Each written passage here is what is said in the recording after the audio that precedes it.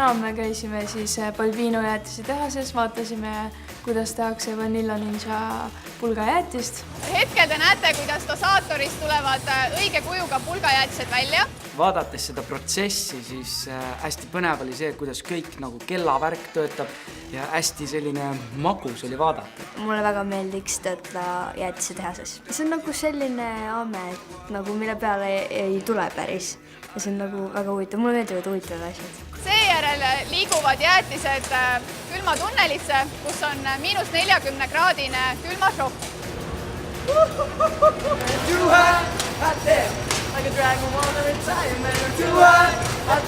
Et siis peale külmatunnelit toimub jäätiste glasuurimine.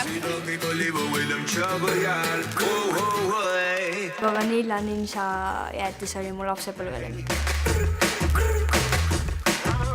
See jäätis on olnud põhimõtteliselt sama kaua juba müügil, kui mina olen elanud. Siiamaani vist kõige enim müüdum üldse. See on väga huvitav, et jäätise nimi tuli sellest bändist. See oleks ka päris huvitav, kui kunagi oleks minu nimeline jäätis.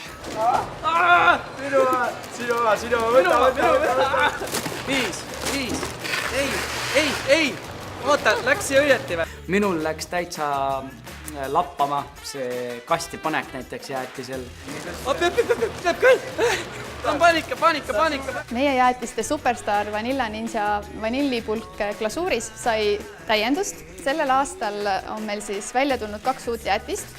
Vanillikoorejäätis ja šokolaadikoorejäätis vahvlikoonuses. Kingituseks anname teile ja teie fännidele sedasama uut Vanilla Ninja koonuses jäätist.